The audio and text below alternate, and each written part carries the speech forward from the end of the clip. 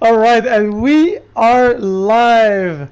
Welcome to episode 3 of Otaku Informers, titled Informers X Informers. And for anyone who saw the picture, of course, we'll be talking about Hunter x Hunter today. All right, guys. So my name is Rashid, and I'm here with my two co-hosts, Matt and Felipe. How are you doing, Felipe? All right, and we are live. I'm good. This is some good news to wake up this week. Hunter x Hunter is back for 4 chapters soon. How are you doing, Matt? Good. Also good week for me. The news, then Obi-Wan came out yesterday. I won't say anything. We'll save that for next week. But I watched that and a new laptop, so I can't complain with this week. I'm good. It is a blessed day at House Klein today. Yes. Yeah, as you said, right now there's a Star Wars celebration going on. There's tons of Star Wars news coming out like every hour. So that's why next week we're gonna have a huge Star Wars special episode where we're gonna talk Obi-Wan. We're gonna talk about all of the news coming out of a Star Wars Celebration. And today we already have a packed show, and we have to end the stream by the next 2 hours. So that's why no Star Wars talk today. And No Star Wars before we start our reporting slash informing, can one of you guys just check that we can hear each other? I know I can hear myself on the stream. I don't want to unmute the stream, otherwise we'll hear my voice twice, and no one wants that. So just check that we're gonna do test, and just you guys just say.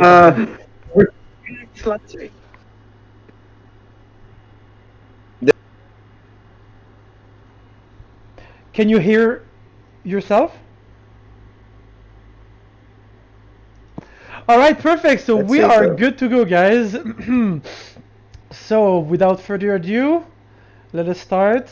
Oh, actually, I forgot. Every episode, I have to define the word otaku. So basically, the definition of otaku, if you Google definition of otaku, I don't know if you guys have the stream open. If you guys can leave the stream open during the stream, because we, as you know, we have a lot of graphics, which I will describe for the audio listeners. So one of the top articles that pops up if you write otaku definition on Google is a CNN article that says otaku. Is it a dirty word? So no, otaku is not a dirty word, as per CNN claims or things or us. Actually, the article doesn't say that it's a dirty word, but I just found that headline really funny. So the definition of otaku is, per the Merriam-Webster dictionary, a person having an intense or obsessive interest, especially in the fields of anime and manga, also often used before another noun. And God knows that we are obsessive and intensely passionate about all stuff nerd and otaku. So without further ado, let us begin with the Japan report.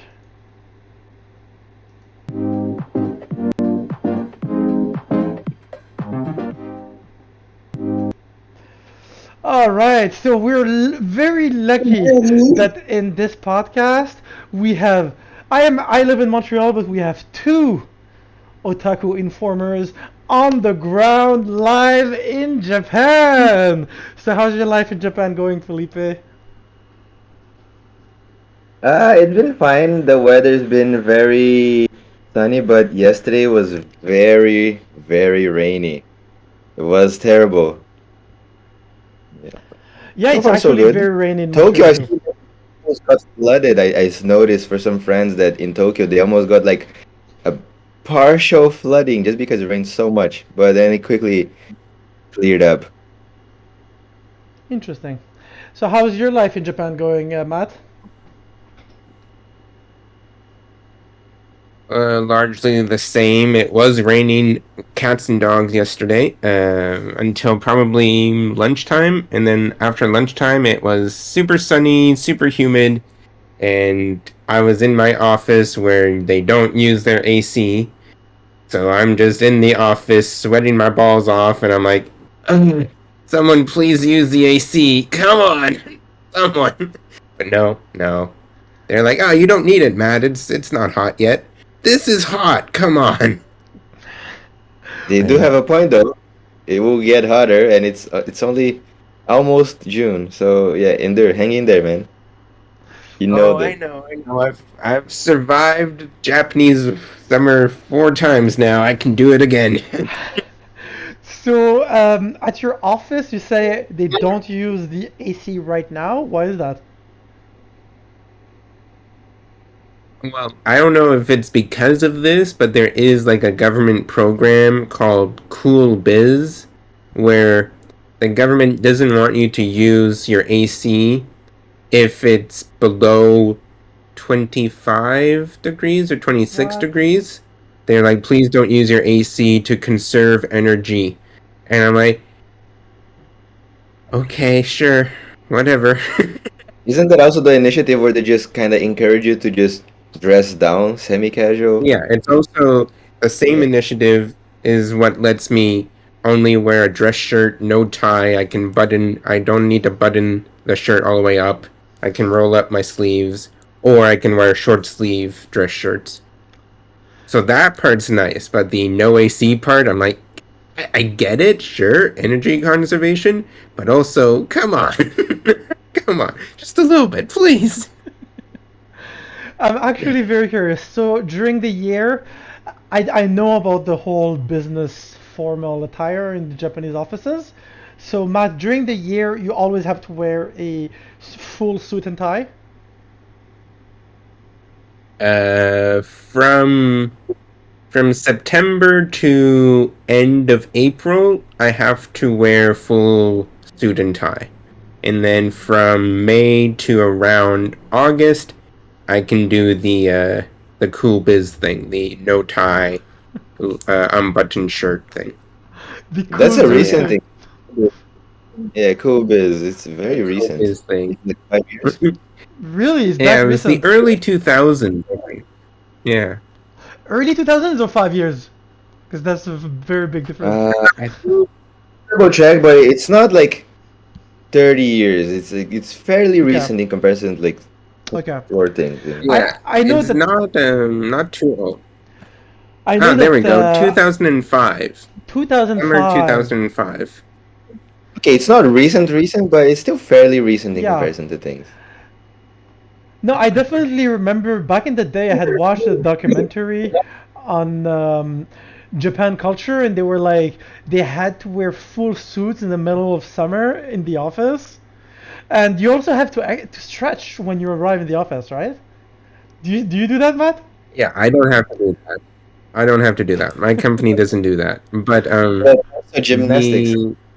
the gymnastics. I kind of wish they would sometimes because some mornings I feel real groggy. I'm like, exercise would be good right now. But oh well. Some of the salespeople in my company, they have to wear full dress suit with the coat and the tie and everything in the middle of summer if they're going to meet customers or if they're meeting a client or something. They have to do the full attire. And I'm like, thank God I'm not a salesperson. Oof. That would be rough. That would be rough. And I think I'm confused. so exactly I think the I'm cool confusing. yeah, no, please, sorry, go ahead, Felipe. My apologies. I'm just gonna say that I think I was confused the invention of this term with like a new type of fabric that is more recent than that. I need to double check that, but 2005. Yeah, go ahead. So you think there was a new type of fabric for like dress shirts, or like what is it used for? That's like more cooling? It's sort of like the opposite of heat tech from a Uniqlo, and then there's Nice. cool tech. So that like I think it was invented by like students. I think I saw. Really? So because that's literally what I was thinking about, because I know Uniqlo is famous now all over the world for having the heat tech. So basically there's also the cool tag. That hasn't made its way outside of Japan, has it? I have one of the shirts right here because I Nice. use them under my dress shirt. So it's like really, it's almost like not plasticky feel, but like polyester almost. Super thin, and it's called Airism. Let's see if you can see What? it. Yeah, I Airism. actually do see it. Nice. Yeah. That's awesome. So I use this under my dress shirts.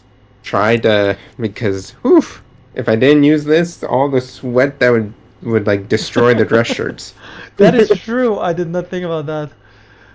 Good point. Well, I feel informed about the um, basically how do they call it? Like the attire that you have to wear. Okay, well that was interesting. Um, so now the main topic that I wanted to talk about for our Japan report is a Bloomberg article that came out that I have on the stream. Japan to start reopening to foreign tourists from June 10th. So I just wanted to know, since you are our otaku informers on the ground, I'm always gonna do this whenever I say that. On the ground. On So, the ground. tell me, what's the Japan discourse surrounding Japan reopening to tourists starting June 10th? So there's a catch. Oh, So foreign tourists can come back starting June 10th, but they have to be in a group. They can't just be like a solo person coming to Japan. They have to be in a tour group. Yeah. that's ridiculous. I think I saw that it's limited to like 7 people so far only. On Yeah, top of right being now, the only only group that came was 7 people from America, and all 7 of them were of Asian descent. I don't know Japanese, but they were Asian descent. And I was like, okay. That's crazy. I That's an didn't know interesting that. group to choose. So do you think that the Yeah. fact that they're reopening to tourists on June 10th is gonna be mainly for like Asian tourists? Because they think like, okay, Because That's they what I'm saying. released I think it was like 96 countries now that are like cleared, totally cleared. You don't need vaccination, you don't need PCR, you don't really? need all this quarantine stuff to get into the country. But once you're in the country, you have to be part of a tour. So it's like, okay. Felipe, you were saying you were gonna say something twice, and we both times cut you off. I'm sorry. Please go ahead. Yeah, sorry. I'm just waiting, yeah. Because I think on top of being only the 4 countries, I think we mentioned before, like the US, Singapore, I think UK, yeah, like, and there's like only 4 countries instead of being starting nearby, right? Like Korea, Philippines, Australia. But I guess because of the they need promotion, right? They need good PR. Let America and other countries, like bigger countries, just say like, oh, we can do this, right? So there's Japan being Japan, right? Okay. Japan being Japan. So it says airports in Hokkaido, Okinawa to open to international flights. Does that mean like I'm assuming there's a Tokyo airport and is that not open to international flight? So there's 2 airports in Tokyo. There's Narita and Haneda. Okay. Haneda is smaller. It still does international, but not as much. Narita is the main one for the whole country, where most tourists come in from overseas. And that was the only airport that was open throughout all of the quarantine, all of the pandemic. That was the only one that was open. And now they're saying that they're going to reopen international travel for Sapporo and Okinawa as well. So they're Okay. just letting people come in using different airports now instead of just the one. How weak is the yen right now? Because the article also says easing restrictions could help country capitalize on weak yen.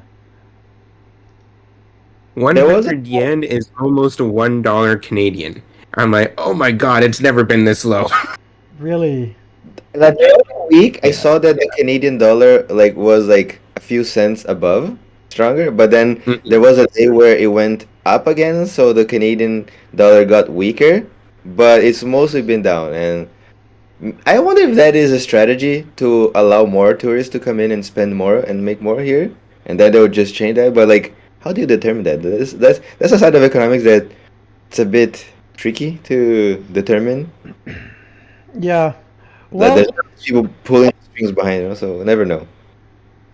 no, for sure. I mean, honestly, me personally, knowing that it's a weak yen, if I could travel to Japan, right, like my next vacation, I totally would take advantage of that. So yeah, interesting. I do know that Chris Broad, which we have brought in Japan up in every episode so far, but as I always say, this is where I get my Japanese information. He's my source. So I know he's upset. Well, he was upset that like him and a bunch of the whole trash taste. I guess group and all of that going to Guard's wedding in England.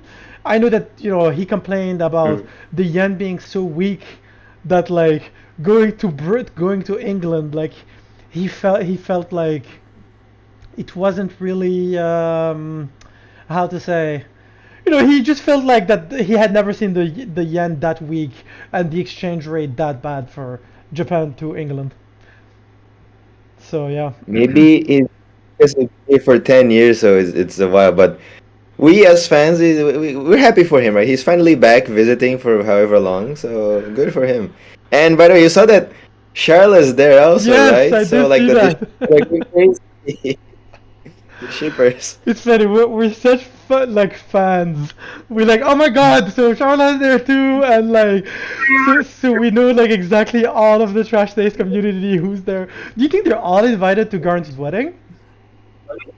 She did mention that she went there for a friend's wedding, so I wonder if she's actually friends with Garn I because know. there's a crazy web of friends there. Like there might be friends of friends, but not necessarily direct friends like us. So I wonder if it's the same person in they're talking about. Hmm. Well, there's also me. I was surprised that when she said that because um, Chris himself he said like I think he said he wasn't going to Garn's wedding or but he has to, right? Anyways, that was our Yeah. weekly Abroad in Japan conversation.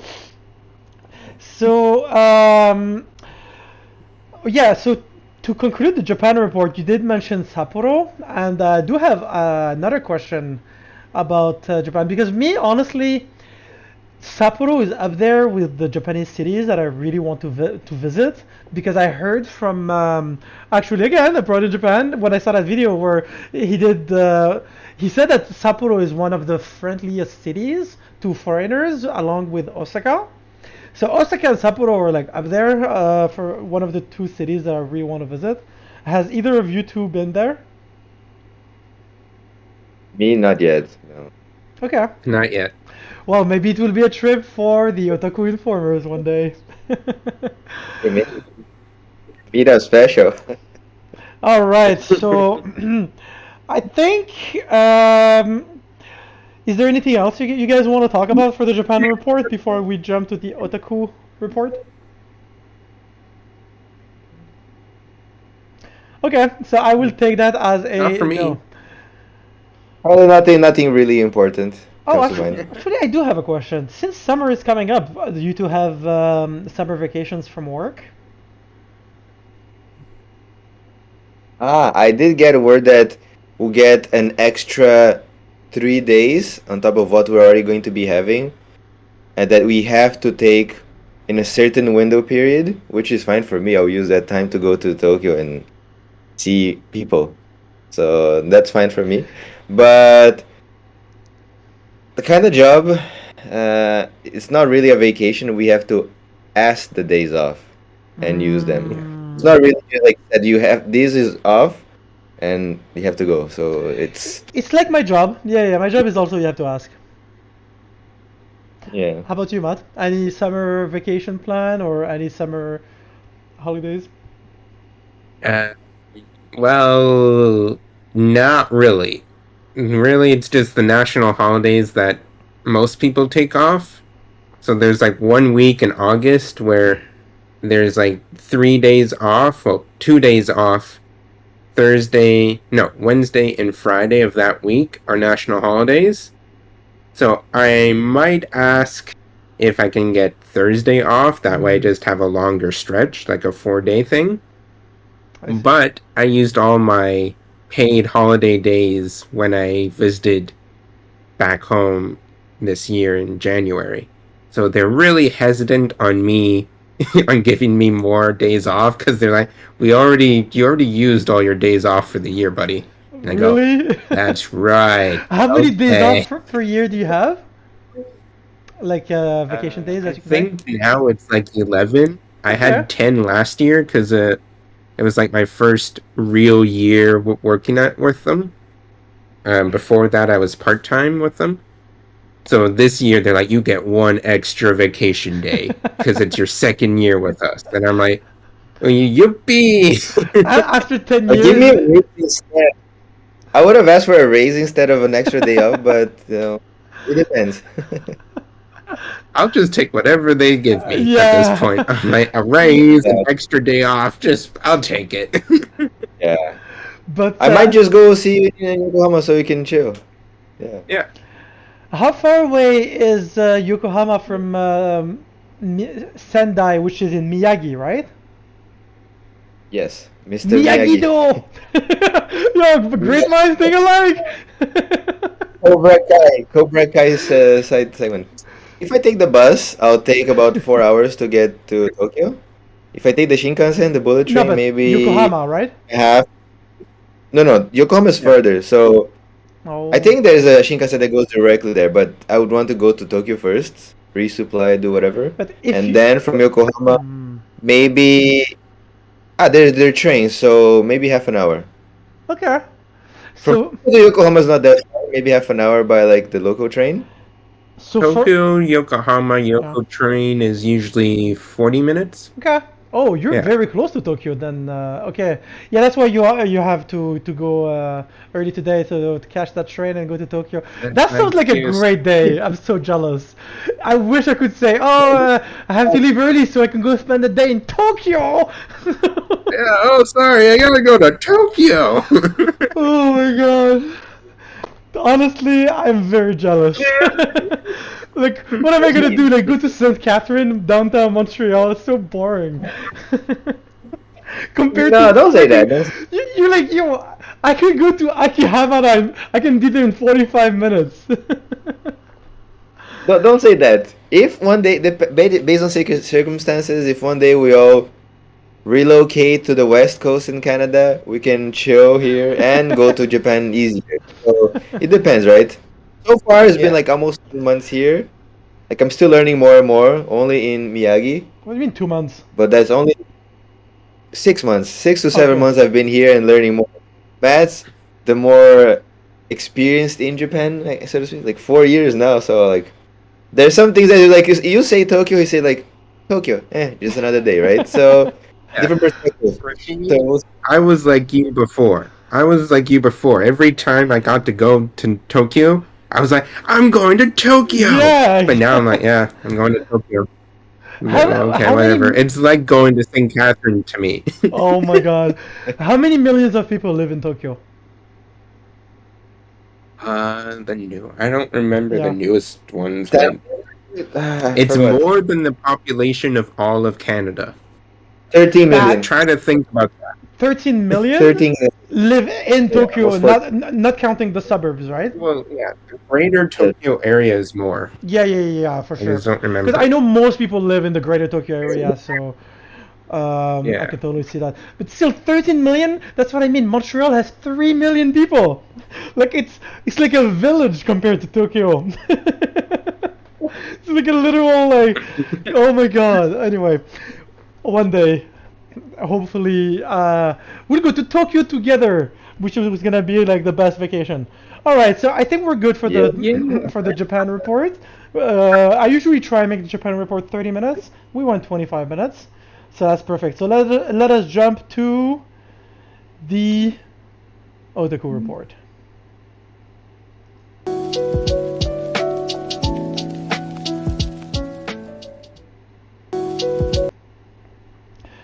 Alright, so the OTAKU Report today, our main topic. Honestly, I kind of just really wanted to have Hunter x Hunter as our thumbnail because, to be honest, our biggest topic is going to be in the video game report. But there's a giant news. Well, you know what? Before we jump to our main topic, what have you guys been watching? I'll start with you, Matt. What you been watching? Other than Obi-Wan.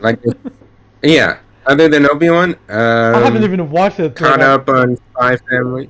Sorry. Caught up on Spy Family. Watched 2 more episodes of JoJo. I know you guys keep saying just skip up to Egypt, but I'm like, but I don't want to. I want to watch it all. Yeah. Just like Clone Wars. I will drudge through this.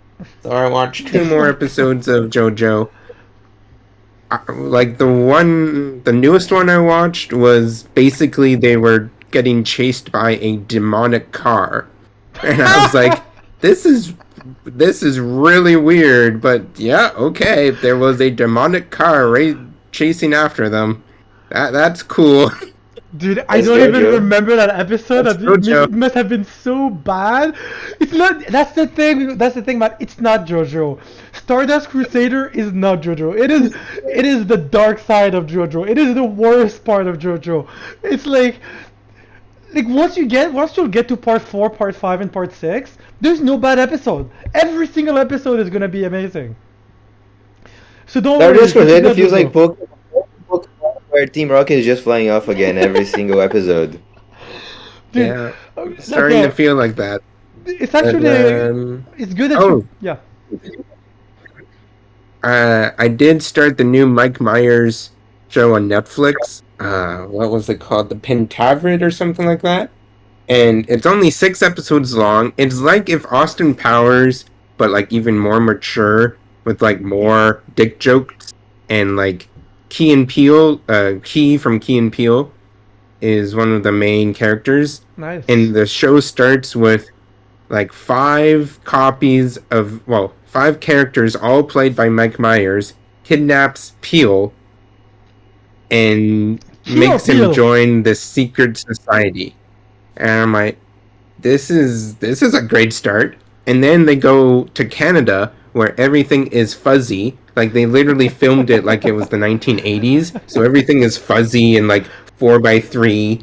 And then they were talking about like, oh yeah, I heard that America is so much like clearer and high definition. And then when they transition back to America, everything's HD 1080p. And I'm like, okay, I like this show so far.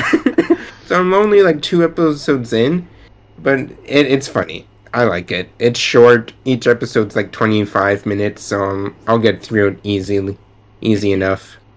I had no idea that existed. You actually sold me when you say in Canada everything is fuzzy, like 4:3, and then in America everything is high definition. In everything they say in Canada, like they emphasize the accent, right? Like we normally don't go a boot, but they're like, hey, what's going on? How a boot this? I'm like, oh my god, really? Really? All types. I didn't know that. But I recommend it if you just want like. Yeah, I recommend it if you just want like mindless, funny Austin Powers type show.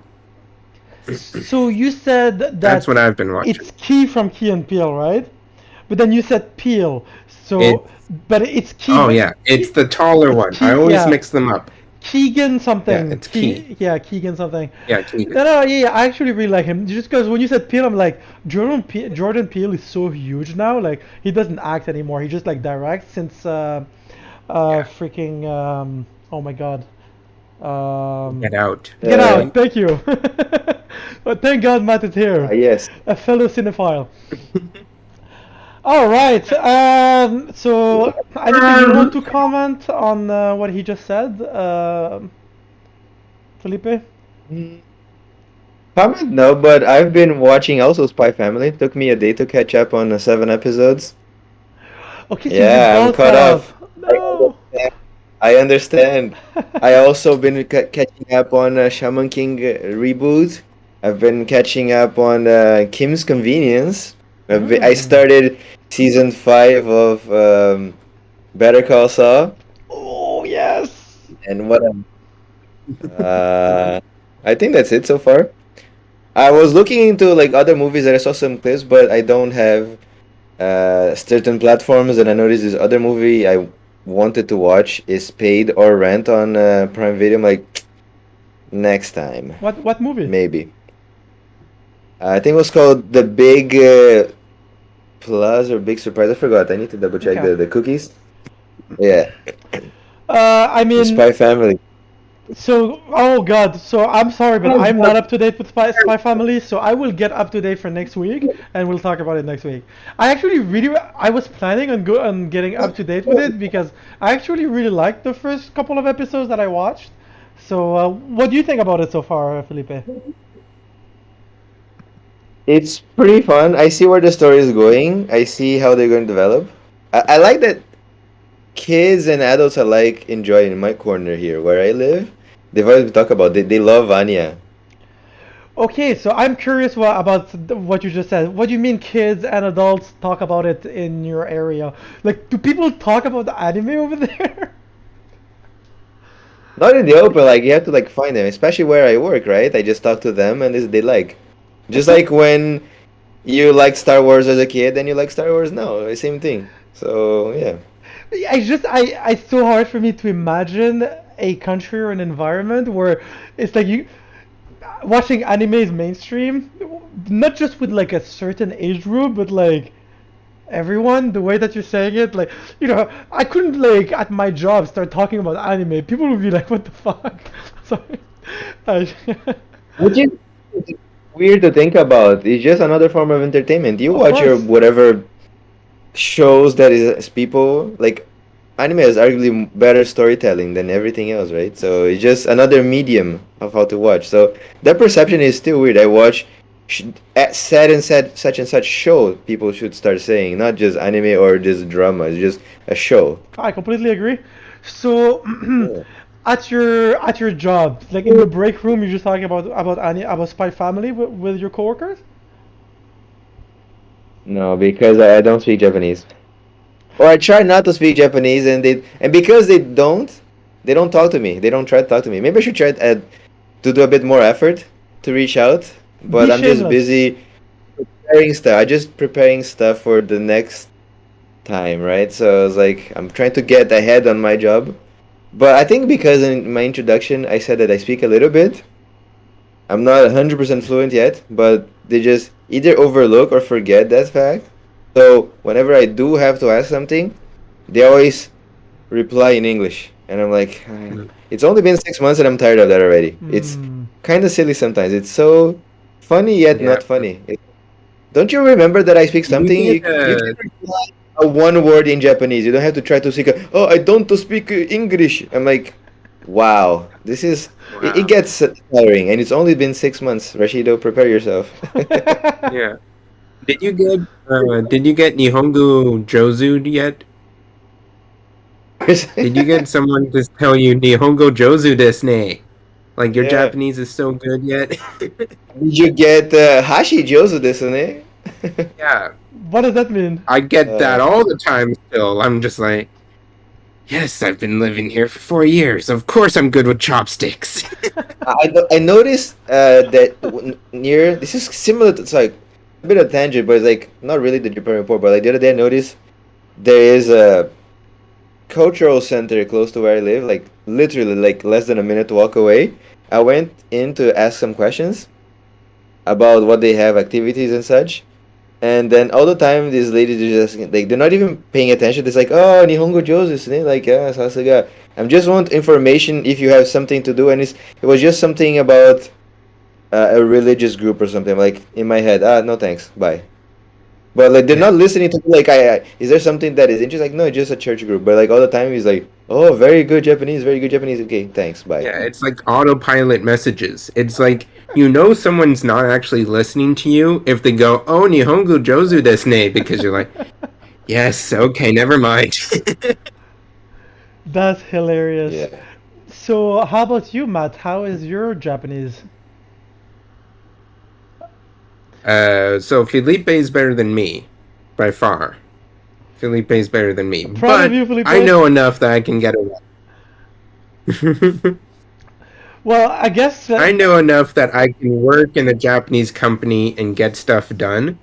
They might have to repeat it a few times, like sometimes they speak way too quick or like use slang that I don't know or something. So I'm like, can you just like say that again, please? Slower and like in normal Japanese. But like I know enough, I understand enough that I can get stuff done. do That's you good. You're not a Bruce. Yeah, I'm not a Bruce. That's another topic. That's for next week. That's Yes, for next week. We have no time to go into Yes, Bruce. we don't have time to go into Bruce today, but we have to do a special episode, Japan Report, where we just talk about Bruce, because I had no idea what it was until you guys made me discover who Bruce is last week. I laughed so hard, but that will be for another episode. Um, I'm actually curious to dig deeper into what you guys are saying. First, Matt, are you learning Japanese on the side? What are you doing to improve your Japanese? Uh, I've been slacking in terms of that lately. I will be honest. Yes, I'm not the great foreigner who's practicing every day, but I it's like by osmosis, right? Like every day I live here, 8 hours of the day I'm surrounded by Japanese. So like even if it's slow or very slow in my case, I do catch more words. I do remember meanings and like certain kanji I remember more and more every time. But of course, if I did more studying on the side or if I took a class or something, it would go better. But really have much time. And like the time I do have, I'd rather not go to class. I'd rather just like play my PlayStation and zone out and just be like, okay, this is relaxing. Or like Completely listen to understandable. Colin's podcast. It's like Yeah. I know I should be doing better, but Yeah, agree. At my job, I'm like trying to prepare so many things, and then it's so much more mentally draining than I originally expected. So when I get home, I just pass out. I just like wanna like turn on a show or YouTube or whatever, and just kind of like listen to a podcast, so to speak. Or it's, but I do learn like a word at least a week, at least, right? Because I have no choice. Mostly because I have to look it up the word for myself when I ask coworkers like, "Oh, was there anything important?" Like there was a day in like a morning meeting where they were speaking something, and I asked a fellow coworker that speaks English, and I was like, "Was there anything important?" Or at least in like in the paper that was given to us or meeting, I asked, "Is there anything important?" And I knew there was because I could read this basic kanji, and they told me no. I'm like, really? This is talking about evacuation, and you sure there's nothing important for me to know? So I just stopped asking because, like, I just like, if I see an opportunity to ask something really serious, like what, how you read this, then okay. Otherwise, I'll just take it, Google Translate to one kanji at a time, and that's how I'll learn. Which, besides that, I think I've reached a certain ceiling because there's no time to actually learn and practice, and I can't just take a paper and keep practicing more kanji to improve. So like, I feel like I reached the ceiling, which is kind of unfortunate. But I do want to try to buy a mock test to prepare for the JLPT for December. So that's a lot cheaper than taking the test. Have you done the JLPT, the JLT? How do you call it, Matt? It's like the LPT, JLPT. Japanese JLPT. Language Proficiency. Have you done it, Matt? So there was, So there's 5 levels of JLPT. N5 is the lowest. N5 is like you know the basics and that's it. Like you know how to read the 2 simpler Japanese alphabets and you know like greetings and like simple words. N4 is I'd say like lower intermediate. N3 is the new one that they added I think 20 years ago. And that's really like the middle ground. That's really intermediate N3 now. N2, N1 is what all businesses look for. If you're at least N2, you're close enough to being fluent, and like you can work anywhere basically. N1 is like you're fluent. You might know more kanji than Japanese people. N1, you're really Nihongo Jozu. Which Yeah. at this point, If you're N1, then you're really Nihongo Jozu. yeah, at which point you are Nihongo Jozu, they won't Nihongo Jozu you. Okay. Kind of Yeah. counterintuitive, right? So if you really are, then they won't Nihongo Jozu you. I see. If Oh. you ever hear them say Nihongo Jozu, your Japanese is good, you know they're passively insulting you. Okay. Okay, so I'm so curious, but I'm gonna stop asking questions because I could keep asking questions for a while about your lives in Japan and your proficiency in Japanese. I don't even know, Mata, how do you survive there if you don't speak that well Japanese? Like, I'm very, like, I have so many questions, but we're gonna stop here for now because we do have many other topics to talk about. So the main topic today. Oh well, what I have been watching, just one thing. I finished the latest episode of Better Call Saul because you said you got into season 5. Because they did season 6, which is the final season. They did 2 parts, and part 1 just ended, episode 7. Wow, that's all I'm gonna say. You're going to lose your mind when you get there. It's just crazy. Anyway. So anyway, main topic today: the return of the king, Hunter x Hunter. One of the first anime I ever watched, still up to today, one of my favorite anime of all time. I am going to put up by the way, the graphics that I put up on the stream, it really helps me later on to do the timestamps. Like later on when I go to do the timestamps for the video, I just look for the graphics. So main topic, Hunter. So as reported by Anime News Network, as you can see on the screen. So Hunter x Hunter, Yoshihiro Togashi, which is the mangaka of Hunter x Hunter, created a Twitter account just to tease this one picture last Tuesday that his Hunter x Hunter manga would return from its current hiatus. The manga has been, and Felipe taught me a new term. I can no longer call it Hunter x Hunter. Hiatus x hiatus. So the manga has been on hiatus since November 2018, and I don't. 3 years. No, more than that. 4 years. We're in 2022. But yeah, 3.5 years. Almost. Yeah, almost 4 years. 1200 days, 1200 days. There's a site keeping track of that. It's amazing. Could you actually, while I go through the article, could you check before it went on hiatus? When it came back in 2018, how many chapters did it come back for? Because I'm pretty sure it goes on hiatus for like years, and then it comes back for a few chapters, and then goes back on hiatus. So like, I'm pretty sure it was like 10 chapters the last time. Okay. Yeah, that's usually the amount of chapters for a book, a tankobon. Okay, which makes sense. Actually, thank you guys, because so he posted a picture with a manuscript with a number 6 and stated that there were 4 more chapters for now. Togashi commented in Weekly Shonen Jump magazine that he has finished the rough drafts for 10 chapters. Actually, Anime News Network made an update after that because they said that that he's going to do 4 more chapters. But what you just said is more accurate, guys, because Togashi's intended meaning with 4 chapters for now, it's not that he was working on 4 new chapters, but that number is actually 10.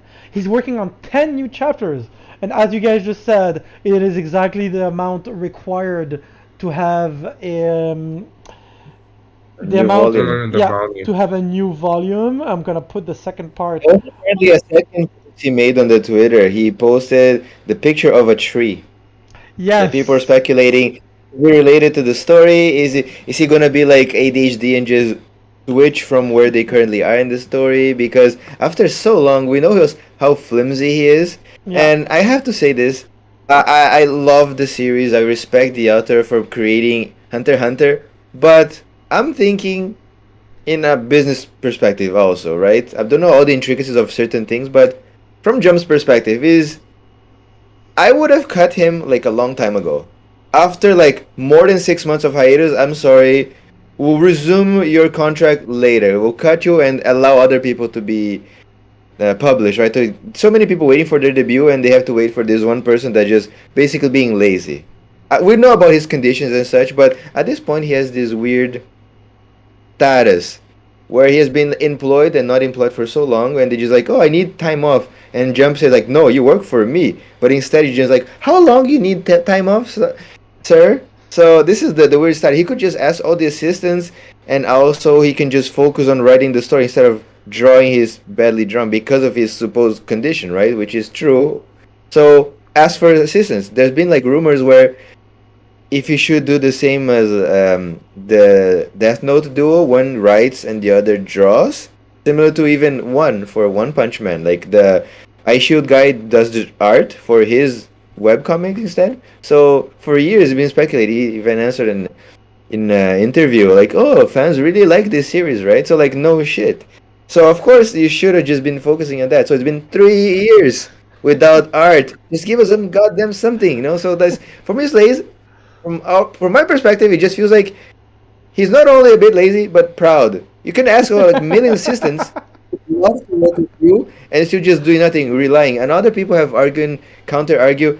"Ah, he's okay, just taking his time off to recover, sure, but and he's also has his wife to rely on. But like his culture, he wouldn't want to rely on his woman, right? He wants to provide. So there's a question of pride there. That's also something that is weird and not nice to fans. That's why other mangaka, like I have to bring it up, Oda, One Piece, he loves his fans. He never took this hiatus. He works a lot more, and he cares about his fans. 45 minutes, almost 45 minutes in. Yes. It's okay. Honestly, you're killing me, Felipe. What you just said is so hilarious in so many factors because first you said he relies on his wife. Well, for people No, that, I didn't say he relies. yeah, People have argued that yes. he can rely on his wife for his money. That's what I meant. Yeah.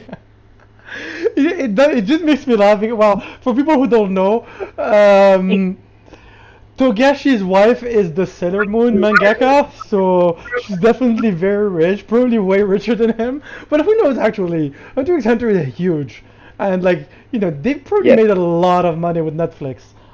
Um, so well, first I just want to say before we jump to you, Matt. Me personally, I just cannot wait for them. Well, I have a feeling like this time that he's not gonna go back on hiatus. It's just a gut feeling. I don't have anything to base myself on, but I feel like if he comes back for 10 chapters, I feel like it's been so long, and with the unfortunate passing of Kentaro Miura, the mangaka Yeah. of Berserk, I feel like maybe it was a wake up call for him. Maybe he saw how the fan base was, people all over the world. Uh, I mean, the author of Berserk was very young, I think 54 or 56. A very unfortunate passing. Like, it broke the heart of like the whole world. Like, everyone knows Berserk. And I feel like he doesn't want like the whole world to be heartbroken if he ever passes away and never finishes Hunter x Hunter. And I have a feeling that, or I'm being optimistic. I hope that he's going to come back for good, or that at least he's gonna come back for long enough to finish, to give enough material for the anime to restart. Because me, Yeah. like the manga in the scans, for me the best fight or one of the best fights in the whole series has not been animated yet, which is the Hisoka versus I Kurolo know fight. who you're talking about. Yeah, the Yeah, I know. histographist Scroll I fight is agree. just out of this world, and I just want to see that animated. And By now, yeah, this fight should have been like into OVAs or something because it's very disconnected from the end of the Chimera End, like the succession yeah, to the beginning of the Dark Continent. So it feels very disjointed. So it could be made an OVA by now, but I guess they just make one continuous links. How many anime they've just been adding extra padding every now and then to make it yeah, like either fights extend or what some fans dub in canon filler. So they just stretch and add connective tissue basically. So they could have done that, but I agree with what you said about being like a wake up call. yeah. I would like to believe that to be the case. And I'm also hoping that it could be bi monthly, if anything, right? Like one chapter a month. But if he's already working enough, it could be serialized every monthly. But if he's working bi monthly, as long as he's doing nothing, I know he doesn't want to regret, right? We know how proud he is that he overworked himself to like rewrite the ending of Yu Yu Hakusho because what he wanted. Like even other creators, they say that Togashi does what Togashi wants. He doesn't do this for the fans. He does it for himself, like his work. So there is a sense of pride that you can't deny there. Yeah. So wait, what's So the Yu Yu Hakusho ending rewrite? I've never heard about that. What were you saying like he about had Yu Yu? to do like the ending of the manga, Why? something like that, like to his liking because he wasn't satisfied with what he wrote. But That's basically has it it. already been published and he did another ending or? That I'm not sure. I think it's similar Okay. to the case of like the Shaman King when it originally ended. I think it ended around chapter 273 or something, and Mm. then the author came back years later with the Kanzanbang files to rewrite the two last chapters and add two chapters in the beginning and then add more to round it up a nice number of 300 chapters in total and reprint everything together, the Kanzanbang, the final chapter, which is why I've been dubbing the remake Shaman King Brotherhood. That's Yeah, what it yeah, is. yeah, yeah, yeah. Well, the thing is, and we'll jump to you, Matt, right after this. Like me personally, when I was young, Hunter x Hunter, I watched the original anime, not the remake of 2011, the one from like I think it was 2000, 1999 or 2001 or something, and I fell in love with it. And in that original anime, it went all the way to the end of the Phantom Group arc, which, you know, it's very obvious. Naruto completely copied the Akatsuki based on the Phantom Group, all the way to stealing the eyes, the red eyes of Kurapika. So like what Yeah. I remember, I watched the Hunter x Hunter after Naruto, and I was like, wait, what? Like the whole Kurapika story is like Sasuke, like literally. So like I don't know. For me, Hunter x Hunter is like, It's here and there. yeah. I mean, his eyes turn red and then he becomes into a super crazy badass fighter, and people want to steal his eyes, and his clan gets wiped out. So anyway, I remember I love the original anime, and for me, the original anime, the music was, it had some of the openings had better music than the remake, even though the remake is a way better anime. But the original one, so it stopped at the end of the arc, Phantom Group arc, and then it did the Greedo Island as an OVA. And Yeah. the ending of the OVA, you don't see what's his name, the guy with the scythe, Right. Kite. You don't see Right. Kite. Yeah. So Right. like Gon uses the card accompany on at the end of when he escapes Greedo Island, and then he teleports and you see his father, and that's where it ends, and then that's where the anime ended forever. And I remember back then I didn't like read manga and everything, so I never saw what happened at that moment all the way until they did the remake in 2011, and then I got to that part. Which anyway, just wanted to see, that's my history with Hunter x Hunter. I think I watched, if I remember correctly, only the first episode of the original. And Mhm. if I'm not mistaken, I think they do show Kite in the very first episode, don't they? Maybe they Because do. in the manga, it's Kite that inspires Gon to become a hunter. So Oh, he is integral to him. And the original, the remake 2011, which now I should be dubbing Hunter x Hunter Brotherhood. It is. It. Like we don't see the first episode, and then by the time he was introducing the Chimera Ant, he dies, and then it's like, who are you attached to? You never showed up in the first episode, just like the first chapter. So we know nothing about Kite. He just showed up for a few seconds. We're supposed to feel sorry for you. So my point here is like, I don't know, like the studios, they're expecting us to just know the source material. Just like even Shaman King is a bit rushed in the beginning.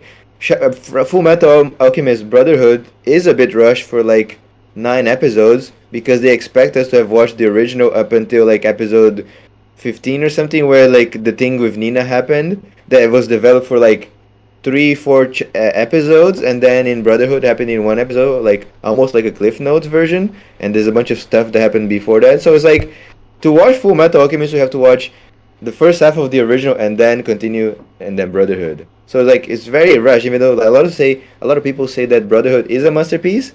It is. Yes and no. Why no? The no is that it's rushed in the beginning. Oh. Like it's truly rushed in I episodes. see. You want I to actually get did not know. And the Yeah. first episode, in the first episode of the Ice Alchemist is a filler. You start the anime with a filler. Is it? Oh my god, yo, this is true information, Felipe. I had no idea about that. I love, like, I love Fullmetal Alchemist Brotherhood. I guess Mia was happy that they rushed it just because I had already watched, like, the original series, and I was like, the first 20 episodes are like, you're rewatching the same stuff, right? Anyway, Matt, he's been waiting for so long to speak, poor guy.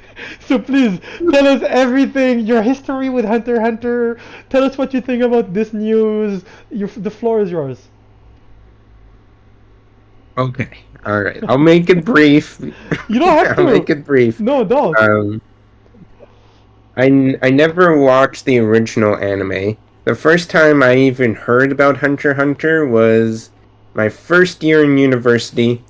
I was in residence, so I was living with someone else, who is now one of my good friends. But he and I were just flicking through Crunchyroll on the TV because we had a PC connected to our big TV in our room. And we're just looking through Crunchyroll going like, what can we watch? And then it was right when the new remake of Hunter x Hunter was coming out. And we're like, hey, what's that? That sounds cool. Like, we had no clue what Hunter x Hunter was. We're like, that sounds interesting. Let's try it. We binged, like, the first 20 episodes that night. We were like, this is so good! And then, especially the intros, you know, the intro song, was it the intro song or the outro song? I think it was the outro song. It was like this poppy, heavy metal song that with them like yelling and stuff. And so instantly we were like, okay, this is amazing. What is this group? So not only did we get into the anime, we also got into that band. And like every time we were studying or something, we would just be playing that music while we were studying. And like if a friend came into our room, it would just be like crazy Japanese heavy metal blaring, and us studying, and them just going, "What the hell is going on in here?" And we're like, yeah, this is us. The opening, no? Daiji o fumishimete kimi wa mezai. No, he's talking about the ending. But sorry, small part. Yeah. I'm so happy you bring up the music, because for me, the second opening of the original anime from the early 2000s, up until today, I still listen to it. Like, Hunter x Hunter has always had amazing music. So you can continue, sorry. Other than that, like, I watched all of 2011 anime, and then I also started reading the manga through Shonen Jump. Okay. So I would read whichever chapter was newly translated to English at that time. I was like, okay, I need to read the manga now too. Like the anime's not going fast enough. I need more. So yeah, I got full on big fan from that point on. I'm so happy all three of us are big Hunter x Hunter fan, because oh my god, do I love that anime. But so you do bring up some good point, which is you started reading the manga because you wanted the anime was not going fast enough, and yeah, so Yeah. I assume we all watched the post ending of the anime. We all read, I mean, the manga, which is basically the Dark Continent, and they've been on the boat for like 5 years. Yeah, they've been on the boat for 5 years. So And every That's like- chapter is just like walls of text. Like sometimes you don't see anything, right? It's just text, and you go, and the "This is a manga." Naruto Shippuden. He was in a boat for like years in filler hell. That's like what made me drop the Naruto Shippuden anime way back. In the manga, he just went from point A to point B to the village hidden in the clouds to learn how to control the beast. yeah. And then in the anime, he was making a pit stop like this every single day. So it's like, Yeah. In the anime, they were like, "Okay, filler 1, filler 2, filler 3." I'm like, "Oh God, no." Yeah. so like being stuck in the boat is not new to me. But you're right though that there's like huge walls of text in the manga, and I even noticed the recent chapters. I feel like the art is just getting worse and worse, which brings me to my point of what Felipe said earlier. They should just freaking replace him. Like, look, I understand. Like, I hope. Does he even know what the story is in his head, or is he still like making shit up as he goes? You know what I mean? Like, in the sense where I feel like he could be easily replaceable at this point, or just tell someone what you want the should have story. ended. Yeah, I think he should have ended the whole series once Gon met his father, I agree. and like, and just like, okay, cool, you met his father. End it. What Like, if- end it where Sorry. the anime ended. And that would have worked great. No, I agree. Where the anime Yeah. ends, the manga ends. There you go. At this point, you know what Hunter x Hunter feels like? It feels like its own version of JoJo. Because up until that point, the Chimera Ant, the main character was or is gone, and maybe Killua almost as a side character, main protagonist. But now his goal is accomplished. He met his dad, GG. Like Yeah. Naruto became Hokage, GG, the end, it's over. So now it's no longer about Hunter x Hunter. The Dark Continent is like Kurapika and Leori on the side. Yeah, So we switch characters completely. So this is not Hunter x Hunter anymore. This is Kurapika Hunter or Ice Hunter or whatever you want to call it. So it's like it's Hunter x Hunter. Insert subtitle. It's Hunter the x Hunter Boruto- Shippuden. It's the Boruto of Hunter x Hunter. you bring a good point because it's true we haven't seen Gon since the end of the anime in the manga, like since his fight with Nefeto, or what was her name, the Yeah, P2. The fair Yeah. P2. Not to mention that he has no man anymore, right? So he Yeah. So sorry, I got distracted for a second. But yeah, so you're absolutely right. I completely forgot. We still have not seen Gon in how many, like 10 years in the manga? If we can, like, include the hiatus. Oh my god. But I also completely agree with what you said, Matt, that basically they should have ended it at the end of, where the anime ends, where he meets his dad, and then his dad why he doesn't have to literally open up a huge new world, because that's the moment where you find out there's the Dark Continent. Like up until then, and for me, Right. it's a little bit like Attack on Titan, where huge Attack on Titan spoilers. So if someone has not watched Attack on Titan, just don't listen for a few seconds. When you yeah, spoilers. I'll do a sign on my hand when we're done spoiling Attack on Titan. So when you find out in Attack on Titan that the whole story up until this far was happening on a small portion of the world, and that there's a whole big world outside of where you just spent 3 seasons, right? And for me, it's the same thing in Hunter x Hunter. Like after 150 episodes, you're like, oh, by the way, we're just like in one small island of the whole world, and there's like a giant other world to explore, and there's this whole Dark Continent. You're like, wait, what? There's so much potential now. Like, why are you doing this to us? Like, why do you introduce that's such a huge factor and then stuff? Yeah, sorry, bad. Like, we know you're gonna go on hiatus for years. Why are you doing this to us? The The difference is, I think Isayama planned to go out of the Paradis Island. Attack on Whereas, Titan, spoiler over, sorry.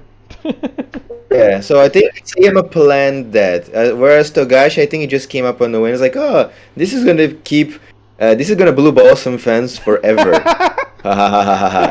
Insert evil laughter. It's funny because it's true. Yeah, like for real. Like he's literally just decided to torture all of his fans.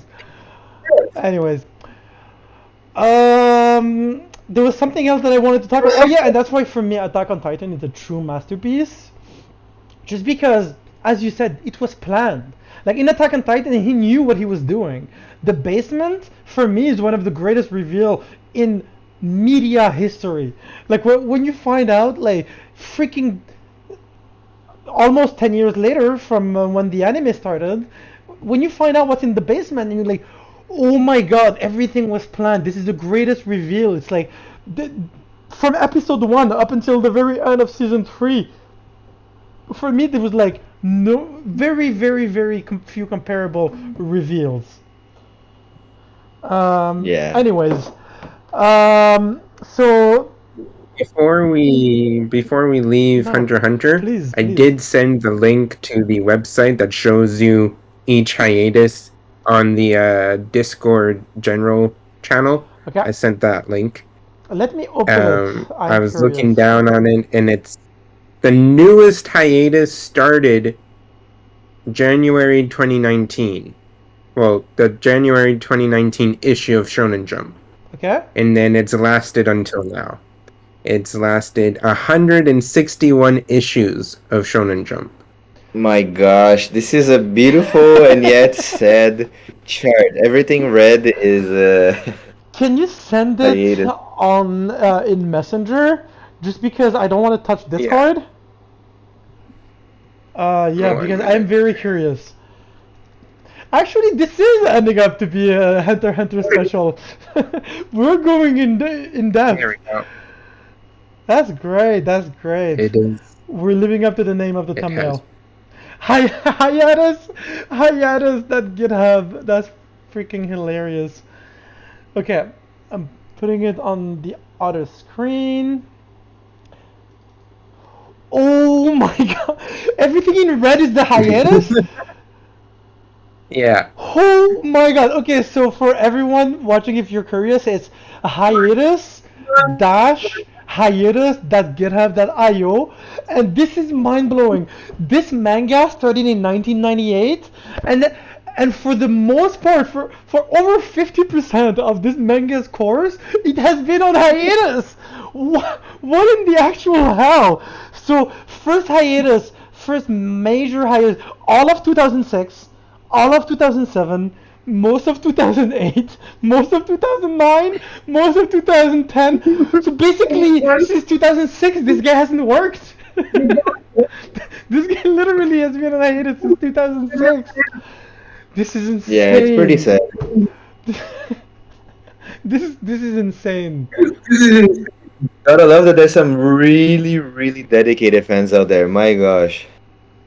Like the fact that it's still relevant and that we're still talking about it, at the same time, a big major props to the manga itself, because wow, it's so good that even though the guy hasn't worked barely since 2006, it's still so relevant in anime pop culture. So wow, that's crazy. Like looking at this chart is just depressing. For real. He has been pretty good at storytelling, but also like Nen is probably the best power system in anime. And the Greedo Island is for me the best card anime. Period. It's better than Yu-Gi-Oh. Oh yeah. I forgot who, like I saw like in the comments, but like yeah, it's true. Like, can you think Togashi didn't have to, but he took his time to draw all 200 whatever cards of the Really? in-game of Hunter x Hunter. He drew them all. I So didn't that's a get card to game them that I all. would buy in real life. I would buy Just it like in the real life Cloud, too. Yeah.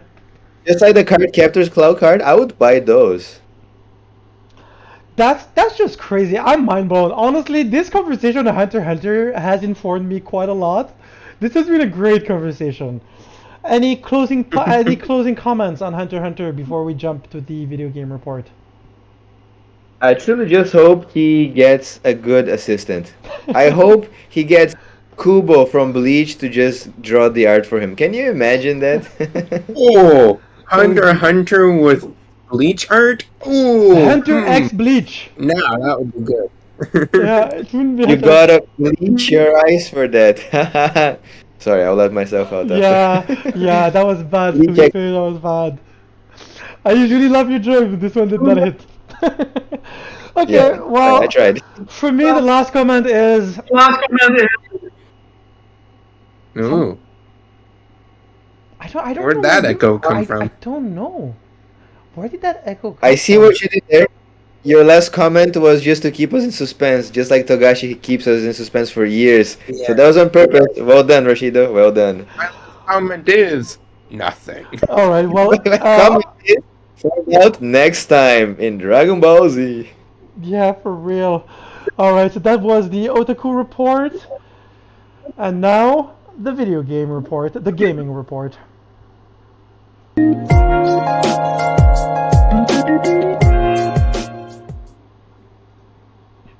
Okay, so we have a lot to talk about today.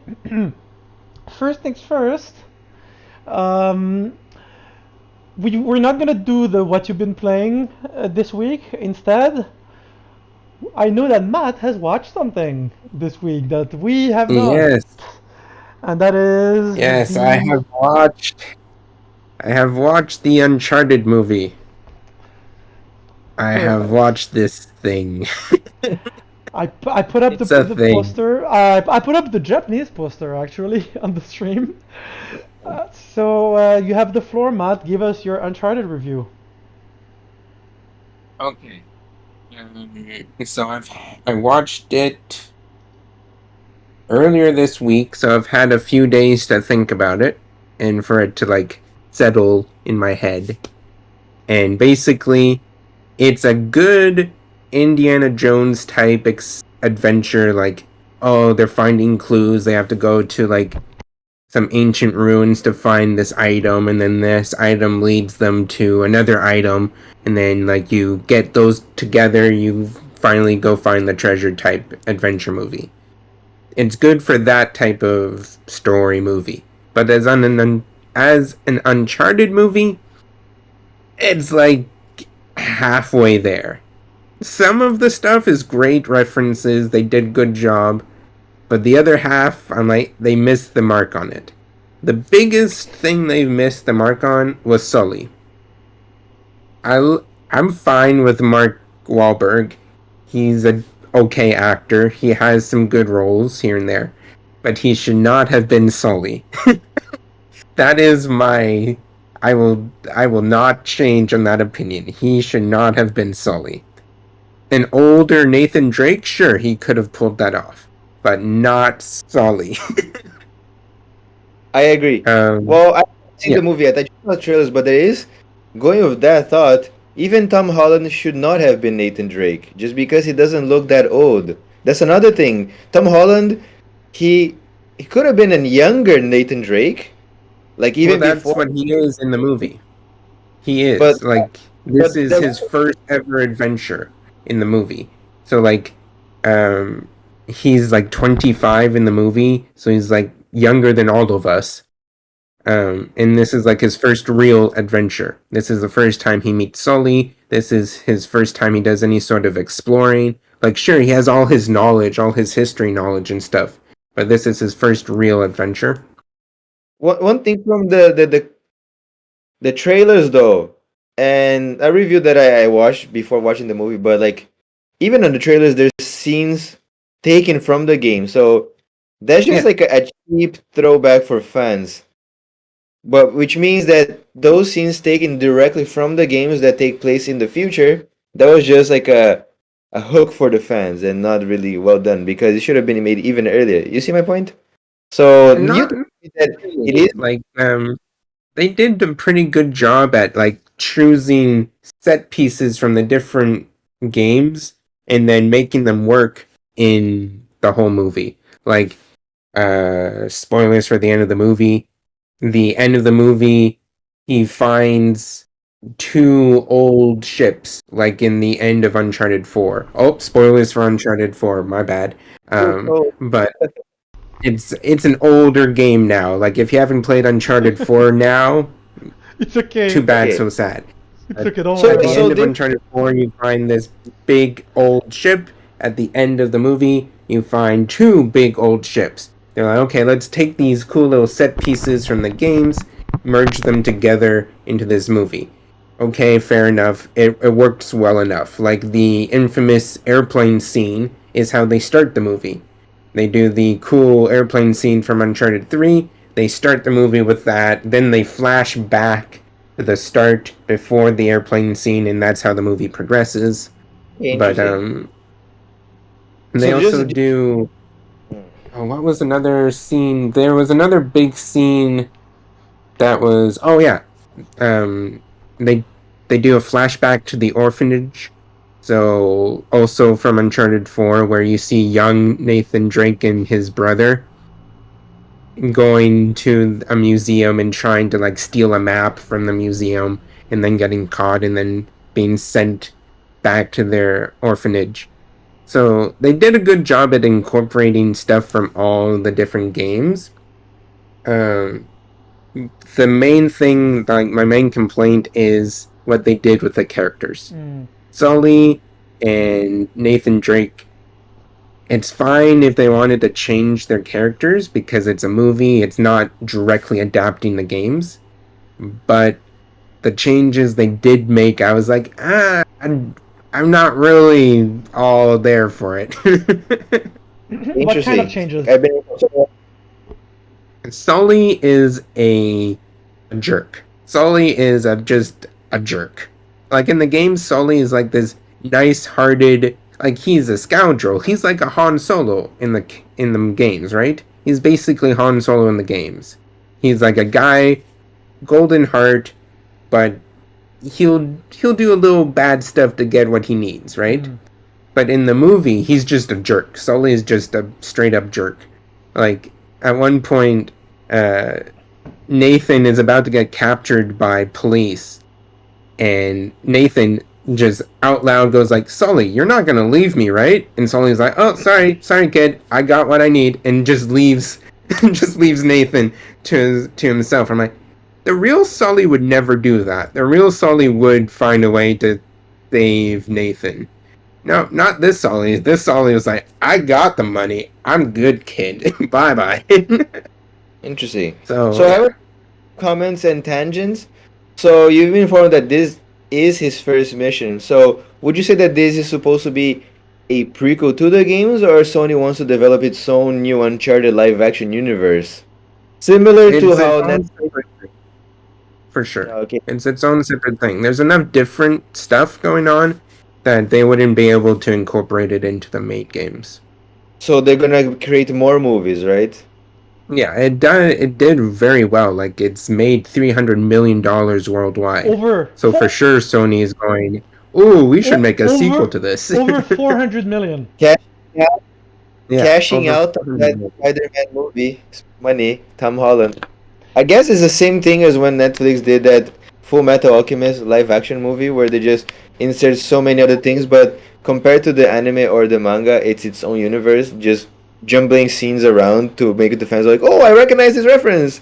And so that was a cheap like post-credit scene with like greed there.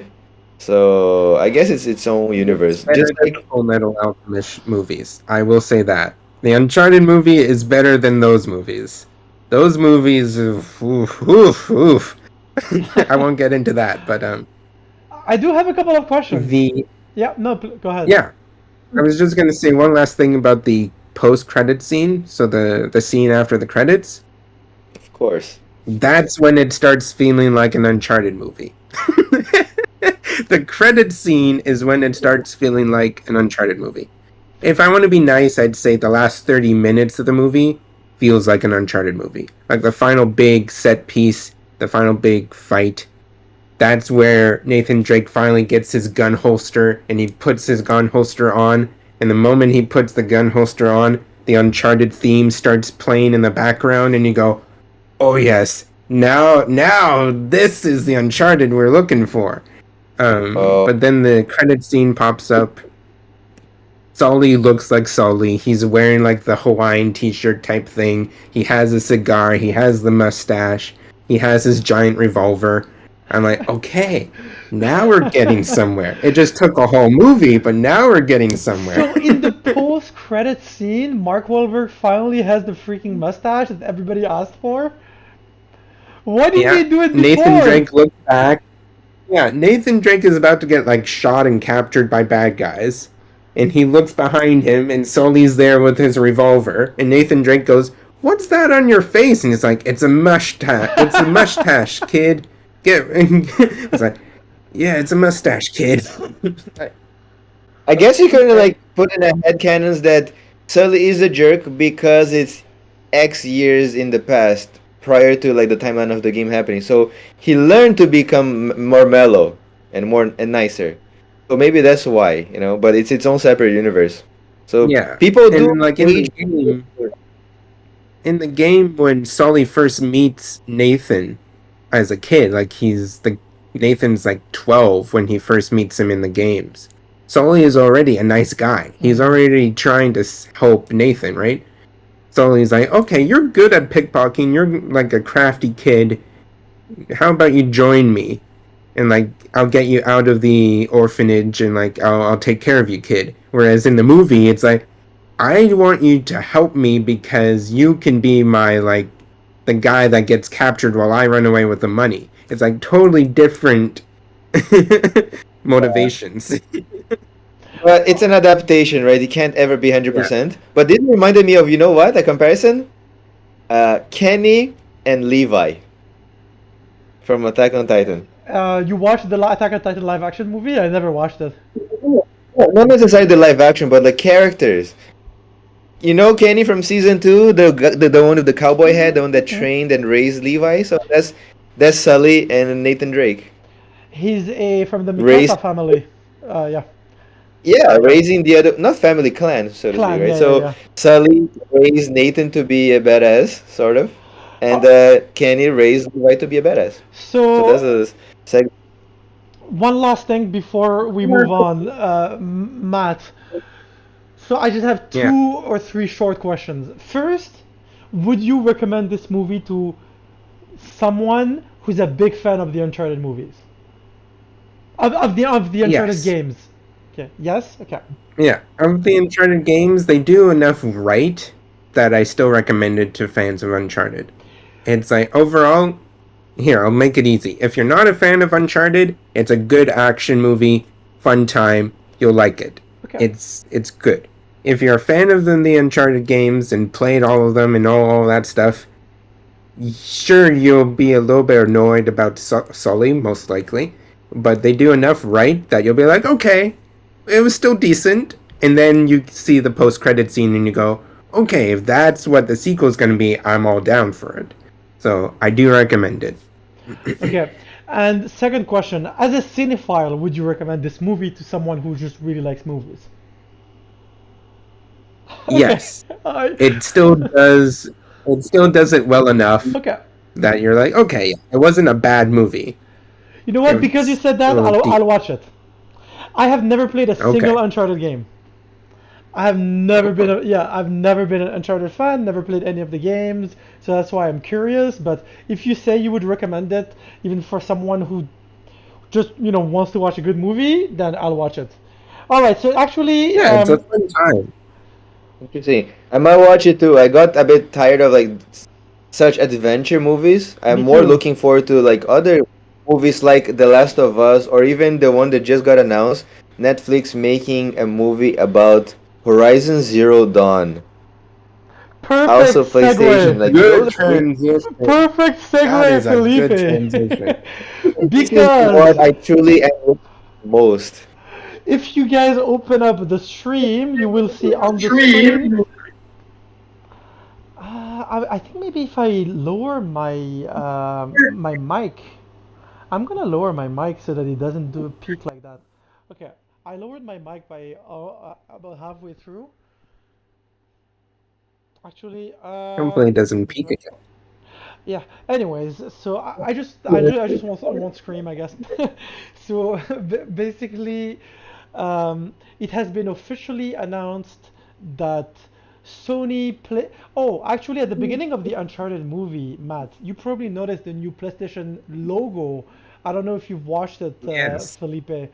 I forgot to put it up on the stream, but now when you start a PlayStation studio movie, there's like this whole studio logo with all of their main franchises, including Aloy from Horizon, Kratos, Ratchet and Clank, Jin Sakai from Ghost of Tsushima, and now they've officially announced that we're going to get a God of War TV series, Mhm. a God of War TV series either on Amazon Prime Video or on 1 second. I have the articles on the stream. Okay, so basically there it is. I'm just gonna read the article. Okay. So the upcoming Horizon, God of War, and Gran Turismo TV shows do not have finalized deals, which is why basically God of War is either going to be on Prime Video or Apple TV. They're going to make a Twisted Metal TV show on Peacock, and we know that there is the Last of Us TV show on HBO that's coming.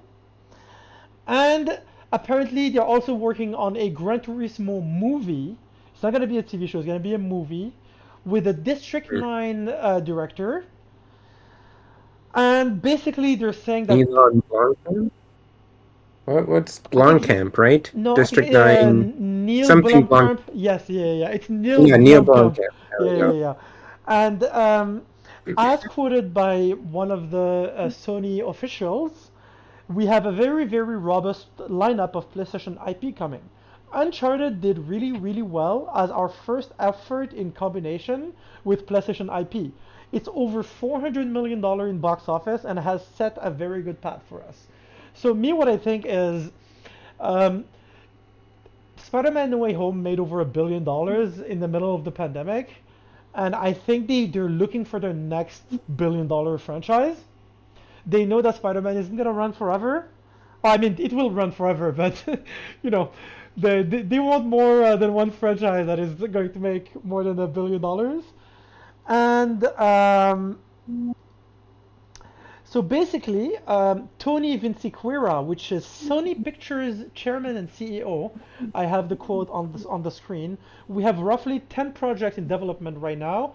In production is a show based on The Last of Us at HBO, a very premium game. We have Horizon at Netflix, God of War at Prime Video and Apple TV, Twisted Metal, okay, and basically what we just said.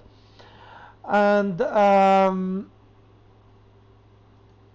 yeah, so basically right now the following TV series have been announced. So, and we also have a Ghost of Tsushima movie that also has been announced. So basically, for me, it's pretty simple. I am very excited for, honestly, for a lot, pretty much all of this. Let's start with the thing that people are making fun of, and that everyone is the least excited of, which is the Gran Turismo. Everyone's like, who's asking for a Gran Turismo TV or movie? To be fair, I don't know if you guys watched Ford v Ferrari, the movie by James Mangold, who's making the new Indiana Jones, with Matt Damon and Christian Bale. It's an amazing racing movie about Les 24 Heures du Mans. And if the Gran Turismo movie is for me of that quality, I'm super hyped for it, because for the Ford v Ferrari movie, they were using like new technologies that were following the cars like in like it's crazy how gorgeous the car races look like. So yeah, I just wanted to know what you guys think about this. What are you excited about? What do you want to see? Yeah, basically, what do you think about this? I only played the first two games of the Gran Turismo franchise, and I believe they were like not F1 racer, but like a racing game with like regular or sports cars, and then eventually the game became a franchise of like underground racing, like the Underground series and a bunch of others later on. But also very similar to Need for Speed. So I think the similar story, like they should just do an original that may or may not please fans. Personally, I don't even remember much because when I did play, I was in Brazil and I didn't know English and I didn't know the story of it. So at this point, just make something that is good. Like just like this, similar to like the first Fast and Furious movie, but that's more akin to Need for Speed, Underground Racers. So as long as the story is good, I'm okay with that. They just need a good script and of course action scenes and cinematography. But like as a franchise as a whole, what the story is, I know close to nothing. So just entertain me for like an hour and a half. How about you, Matt? Which one of these projects are you excited for, and what do you think about the news of Horizon coming? Oh, and you're a big Horizon fan. You have a tall neck behind you. Yes, yes, I have the tall neck. Um, that thing is a beast to move. I would move it, but it's a beast to move. um, let's see. I'm most excited for Last of Us TV show, Mm. partly because Mandalorian's in it, and I love that dude. Pedro Pascal, aka Oberyn Martell, the Red uh, Viper. yeah, I love that dude, so I have faith he'll do the role of Joel well. I'm also really, of course, interested about Horizon, but the one that I'm most interested about is Ghost of Tsushima. Ooh. I platinumed Ghost of Tsushima Me and too. the DLC. I'm a big fan.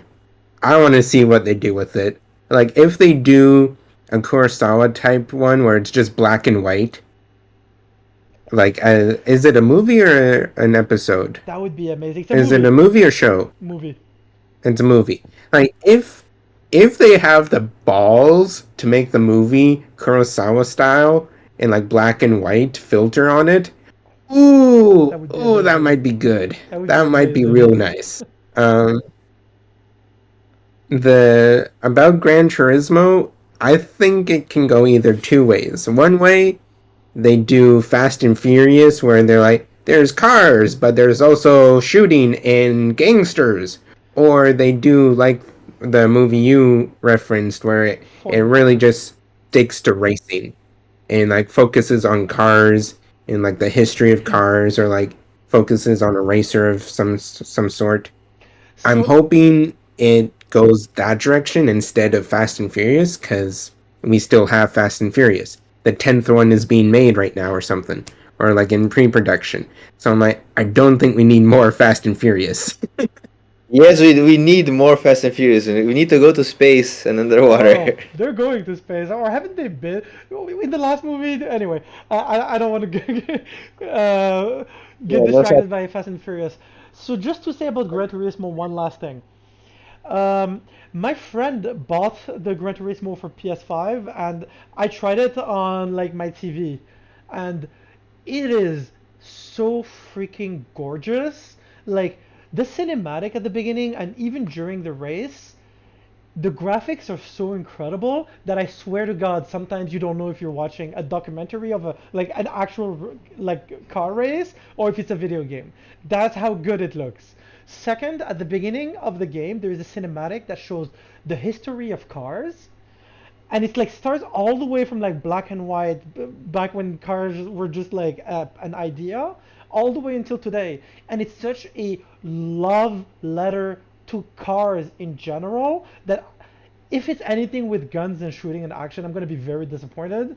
They have to follow that path where Gran Turismo is for real car racing aficionados. Anyway, doesn't matter. There's a lot of controversies surrounding the game. I'm not talking about like I didn't play enough of the game to have an opinion on everything that happened with the paid content and all that. But for the little that I played, it was very, very, very faithful to um, real car fans. Now let's jump to Horizon. For me, Horizon, you two are the big Horizon fans. I only played the beginning of the first one. I'm excited for it. I think it has potential, especially on Netflix. Well, I think on Netflix, if they put some nice budget, and I think they need I think they need a bit of famous actor. To be honest, I don't think you can sell anyone on Horizon if you have an unknown. I think you would need to have a famous actress to play Aloy, Yeah. and she's the only female main character that of all the Sony franchises. So yeah. Well, I just got a good idea for an actress. Wait, hold on. You Hold know on, Carl. nothing, Jon Wait, Snow. I want to hear it. You know nothing, Jon Snow. Oh my God, are you talking about freaking Ygritte from Game of Thrones? The name of the actress being Yes, imagine Rose. her as Aloy. It has to be her. Oh my God, you win, you win, you win the day, Matt. That's it. Okay. We so- can end the Brain show. moment. I know her name is Rose something. I have to look it up. Go ahead, Felipe. What were you gonna say? Well, I mentioned only about the Gran Turismo because that's what you asked, but I am happy about the Horizon Zero Dawn TV show, but I am a bit worried because just like the upcoming One Piece Netflix special, I mentioned again, yes, but like Cowboy Bebop, every these live actions getting the live action treatment and then being cancelled. One Piece is very special effects heavy. There's no way they'll do it well enough. I hope so, right? I hope I'm wrong. But like back to Horizon Zero Dawn, it's a post-apocalyptic world, but they have a lot of machines, and I don't think they'll have enough budget to create practical effects for that. And for CGI, it will be too expensive. Just like why the live-action Attack on Titan movies failed. That's part of the reason, and so many other projects fail because of it's so CGI heavy. The one that looks more doable is Last of Us because it's practical effects. That's slightly cheaper in my opinion, but I'm no pro, so I could don't quote me on that. So, but like from the little I know and common sense, practical effects are like cheaper than CGI. So Horizon Zero Dawn is worrying just because it might be expensive. It's Netflix. It's not Apple money. So that's the problem here. Netflix has already fired like how many people again?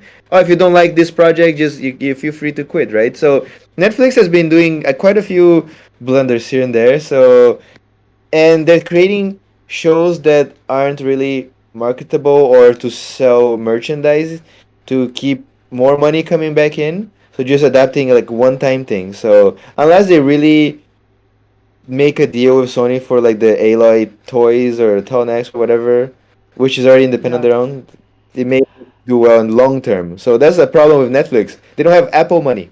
Go ahead, Matt. Okay. I think I just realized what Netflix can do to solve that problem.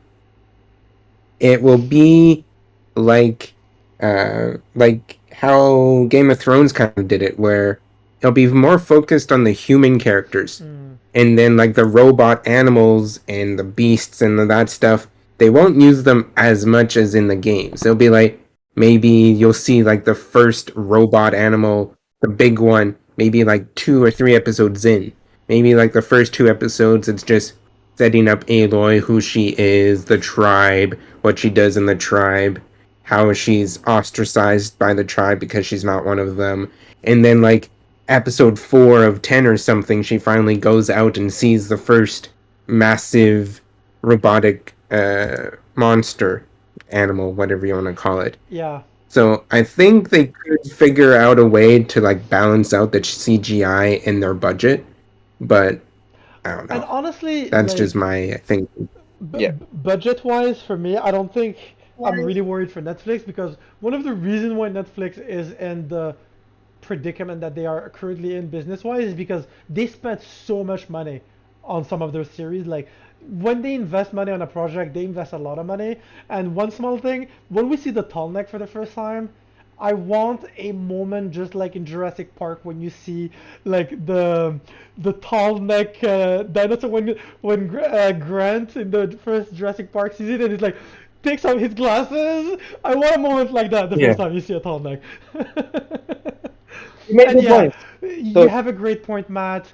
Rose Leslie is her name, who plays Ygritte in Game of Thrones. Right. From now that you said it, Right. I cannot see anyone else other than her. Like it has Right? to be her now. You It were has to talking be about her. that, and her, she pops up in my head, and I go, "Well, that's Aloy. There you She's go. a I natural can't think of redhead anyone too. better." Yeah, she's kissed by fire naturally. And yeah, and we would have two actresses from Game of Thrones playing main characters of PlayStation because uh, Ellie from Last of Us is being played by Bella Ramsey, who plays Lyanna Mormont. You know, the little girl Oh in yeah. Game of Thrones. Yeah, who fights a giant. So anyway, let's move on quickly. Who do you see for God of War, and what do you think about the God of War TV series? Personally, who I see for God of War, I see Dave Batista. But even though, like, Jason, the thing about Dave Batista is just because in Dune, I don't know if you guys watched Dune. He plays a Harkonnen. Yes. He plays one of the bad guys Harkonnens, and he's terrifying. He's Like, so good. He's terrifying. yeah, he's like, like, and also I'm a huge fan. Like, in Blade Runner 2049, Dave Bautista plays in one of the Yeah. opening scenes, and I'm a huge like Blade Runner fan. Blade Runner 2049, I don't like it as much as the original Blade Runner, but one of the opening scene is when Ryan Gosling goes in to confront this replicant, played by Dave Bautista, who's like this Yes. construction worker, and Dave Bautista plays in 5 minutes of that movie, and it's by far the most memorable scene, The best. insane scene, and like like I'm such like people know Dave Bautista as Drax, but I know him as the replicant, as the Harkonnen from Blade Runner, and he's an amazing actor, and I think he could knock Kratos out of the park. What do you guys think? and I know Batista as the animal from WWE. Ah, Batista bomb. Oh, I would say personally, I don't know. I'm not much of a cinephile, but I would just say Jason Momoa because of stature and face structure. It's just Jason Momoa would be Jason Momoa. Okay. Jason Momoa would be Aquaman, but with more tattoos and white skin. Uh, Speaking of Dune, Josh Brolin, who was in Dune as the trainer guy, right? And Thanos, of course, and Cable and Deadpool. He could pull off God of War. He could pull off Kratos, I think. He could. You're right. I Hold didn't think on, are we about that. talking about the rebooted God of Wars or Especially with the the Ghost? beard that he gets in the new one. It has to become with Bald Sparta. head with the beard. Oh. It has to. Because- it's a good Yeah, question. have to start It's with a, yeah, Sparta. it's a good question, Felipe. I think Sony wants to just start from like the reboot, right? God of War 4 technically No, with they the boy. can't. They can't because you have to see the story of how Kratos loses his wife and his daughter. And you have to see the story about how Hades tricks him to become the god of war, to become like his captain, and then how Hades, not Hades, Ares, the god of war. Hades is the god of hell. Yeah. Like the thing about like me, I recently played God of War Ragnarok. Not God of War Ragnarok. Oh my God! Imagine. I recently played Oh, you the played that already. Wow. I know Which one Ryan. is it? Okay, Jim Ryan is a good friend. So basically, when I played God of War PS4, I had to after a little bit in the beginning, I went back and I looked up a YouTube video of the whole story of God of War 1, 2, 3, and I swear to God, playing God of War PS4 without knowing the story of God of War 1, 2, 3, you cannot enjoy it as much. It's like it's so important to know how he got there. So I think they have to start with Sparta. Also, like the story of like Kratos. Anyway, like how do you know Felipe? And you definitely know Matt. Like me, when I was playing the new one, I didn't remember this part because I played God of War 1 in like 2005, 2006, so long ago, so I didn't remember. Do you know why he has white skin? Yes. Felipe? That's pretty tragic, huh? Yeah. So because like that's the ash from the bodies of his daughter and his wife. Like like Spoiler alert, right after years. spoiler alert from God of War 1. Yeah, if you haven't played God of War 1, I give no sympathy to you. Okay. So, anyways, guys, I have 20 minutes, so we've talked about Sony Pictures and TV, so we're very excited. Let's jump in the last 20 minutes in our last subject of today, which is in a news conference in China, TCL Technology, which is a company of I think a graphic card or some type of microchip, have said that a new Xbox Series S and X and a PS5 and a PS5 Pro are coming in 2023, 2024. So again, this is a to take with a grain of salt.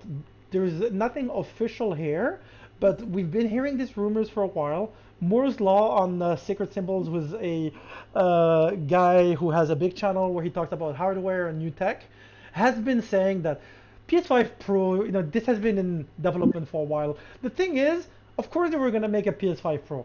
That not there's no surprise for me there. But what's surprising is that in the leaf we got a date. Yeah. The date is what's surprising because Mia was like, they can start working on PS5 Pro as much as they want, but there's no way it can't come before 2025, right? 2026. But according to this guy took a picture in the middle of the conference. If you look at the stream, where you see basically they had a PowerPoint file where a game console generations. So they go from generation 8, which is the Xbox One PS4, generation 8.5, which is the PS4 Pro Xbox One X, and then generation 9, which is PS5 and Xbox Series X, and now we're officially at generation 9.5. So the PS5 Pro, as you can see on the graph, it would run, of course, 4K, and it would have FPS from 60 to 120 hertz, 120 FPS. Right now the PS5 goes up to 60. And what I found very interesting here is the graphic card that will be included in it. And it was an RX 6700, which for people who know NVIDIA graphic cards, the NVIDIA 3060 and 3070 are the ones that have been sold out for 2 years, and that like people who do like crypto mining and people who have been like selling in the black market PS5s, they like you can see pictures online of people who have rooms full of these graphic cards. Okay, what I find very interesting is that the graphic card that will be included in the PS5 Pro is the RX 7700, which will be the NVIDIA 440 series, which isn't even out yet. So it would have a very, very powerful graphic card. So I did a little bit of research, and then I'll take your feedback. In the research that I made, I was like, for Sony to want to make a PS5 Pro, how many PS4 Pro have they sold? They must have been happy with the PS4 Pro sales to really want to rush into a PS5 Pro, which personally I think is a horrible decision. People still can't buy PS5s. They're still sold out and very hard to find. And basically, what I looked up sales of PS4 Pro,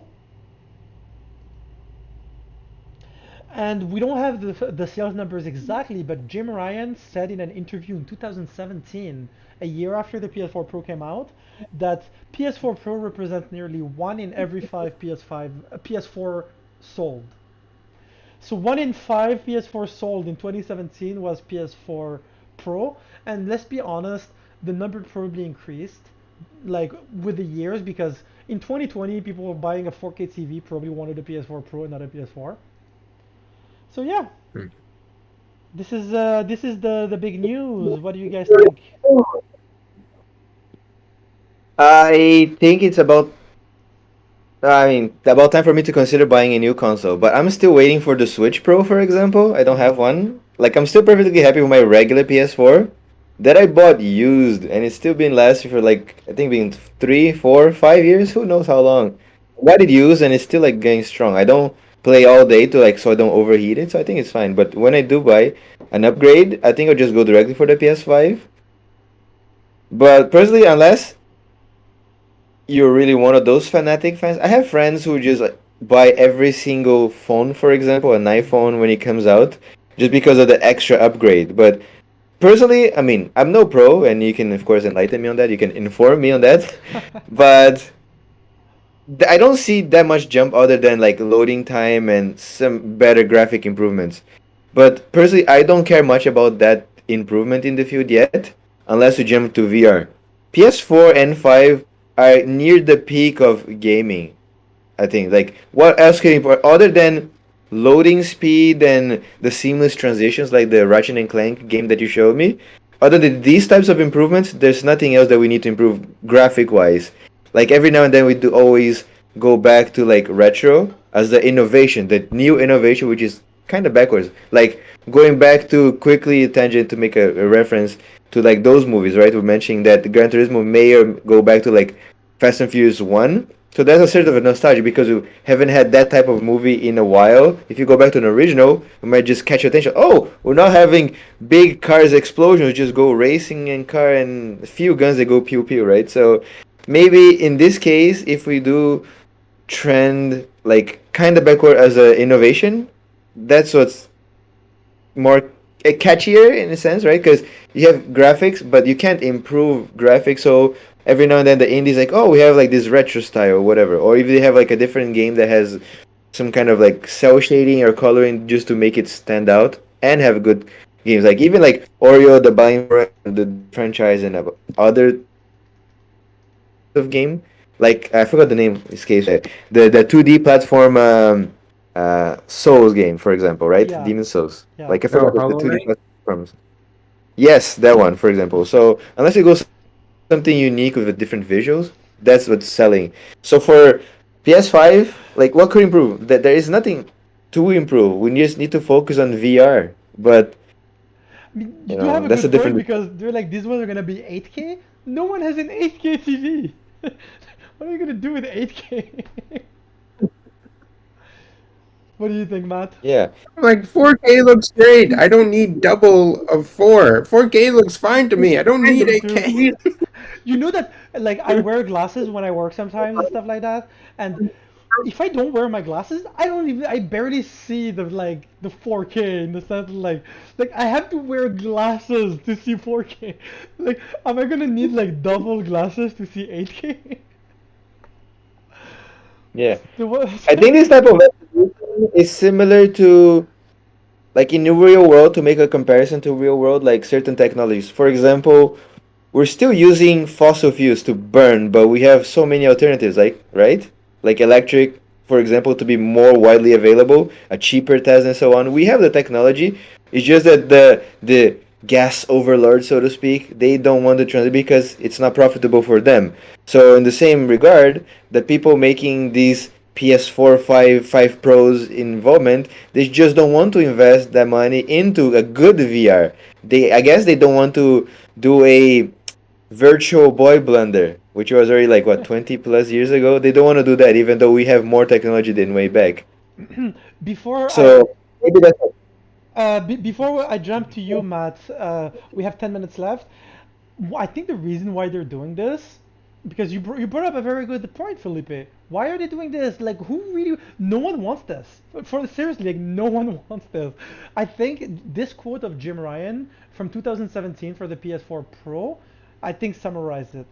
He says, whoops. Okay. He says, sometimes I think we can be guilty of ascribing too much rationality to gamers. First, F you, Ryan. Like, what do you mean we give too much rationality to gamers? Like, screw you. Okay, and then he adds, people just want the best. Maybe they just want to be future proof. I think we can see the same thing from Apple customers. You see very good points, Felipe. You made some good comments because Jim Ryan himself compared it to Apple customers. Those are people that just want the best that you can buy. That's it. So I think these are the people that they're looking to target. People people that are just like those people who just need a new iPhone every year, even though I still have my iPhone 8 Plus. Like for real, I'm perfectly Same. happy. My iPhone 8 Plus still works. So me Yeah. personally, I will never buy a PS5 Pro, just like I never bought a PS4 Pro. So what do you think about all of this, Matt? And we'll close it with you. So I was one of the people who bought a PS4 Pro, but Okay. only because I didn't bring my PS4 to Japan. Mm. So once I was settled in Japan and I was like, okay, I brought my Switch, but at that point I was like, okay, well, there's nothing really on Switch right now, and I do kind of miss my PlayStation. So I was like, okay, I'll go get a PS4 Pro. And like, sure, I noticed slightly faster loading time or like slightly better resolution, but it wasn't. If I didn't really want a PS4, I would never have bought the Pro. I didn't really see that big of a difference.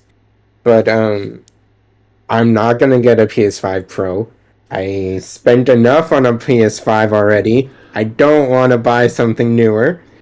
But my conspiracy theory for this is they want to push out a PS5 Pro. That way, everyone who wants a PS5 right now can get a PS5. Because if they push a PS5 Pro out, then they'll be able to catch up on PS5 production because everyone else would want PS5 Pro. They'll be like, oh, we need PS5 Pro, we need PS5 Pro. That's smart. They can catch up on normal PS5 production and sell more of the PS5s. That's my conspiracy theory. Because You know they what? kind That's of did the actually pretty same smart. thing with. Yeah. They kind of did the same thing with PS4 when the PS5 first came out. Because no one can get PS5s, people were just buying PS4 Pros instead. Because those were more readily available. They're like, this is perfect. We can just make more money off of the PS4 Pro while everyone is trying to get PS5s. I'm like, I wonder if they're doing that again. But that's just my conspiracy theory on the matter. Look, all I know is that now Ygritte has to play Aloy in Horizon. Yes, I agree. like, like Matt, you put that stuff in my head. Now that's all I've been thinking since you brought that up. Oh my god, you know I'm a massive Game of Thrones fan, so the second you bring it up, my mind goes into Westeros and doesn't come back. But I'm no, not these a are Game very of good Thrones points. fan. Sorry, what? I'm not a fan, but I googled image and I saw a picture that was so Aloy in real life, and I agree also. You agree, right? And just like thinking of the games, and there's so much exploration in the wide field, maybe they can focus on people because it's hard to translate. You can't translate everything 100% from game to screen. So that's why Yeah. you have to respect a good script writer, because that's how they take into consideration how much to show of the open world while limiting the not spending too much budget on like the robots themselves, because it is a post-apocalyptic world. Yeah, it's funny that we went back to Horizon. Anyways, so we have 5 minutes left. Let's end the show. I think this was a great. We actually talked a lot about Hunter x Hunter. I'm really proud of us. We the main subject, the main thumbnail was that. I also wanted us to have like an anime thumbnail for Otaku podcast out of for our episodes. Like I didn't want too many Yes. PlayStation stuff. But yeah, otherwise housekeeping before we end. So now we are streaming on YouTube. So now the episode is going to be available on YouTube right away. Um, we're just getting started, boys. I'm very happy of the current state of the podcast. This episode 3, and we've already improved so much already. Like for real, when I was doing the timestamps for episode 0, it's crazy. It's already completely different. Like we're so much more focused, so much more to the point. I'm very, very proud of us. I'm having a blast preparing these podcasts. Like now, during the week, when I see a news, I'm like, my brain goes to Otaku Informers. So yeah. Save it for the podcast. Yeah, save it for the podcast. Now we can say that. So otherwise, yeah, I think that's it. This was a great episode. one small thing, since you did mention the Switch, they announced that there's going to be a Mario Strikers open demo beta online on from June 1st to June 5th. So hey, it's gonna be free. So if you want to play together, Matt, I'll play with you. Otherwise, Okay. this has been the Otaku Informers. Matt, have you been informed? I have been informed. Felipe, have you been informed? Yes, sir, I have been informed. And you, Rashid? I have been very much informed, thank you. HxH broke my heart, but then Ygritte, aka Rose Leslie, brought it back. So, Yes. So many informed, so very good. Felipe, you want to take us out? I think there's been a great week for discussion. Nothing more to report, so stay informed, guys. See you next time.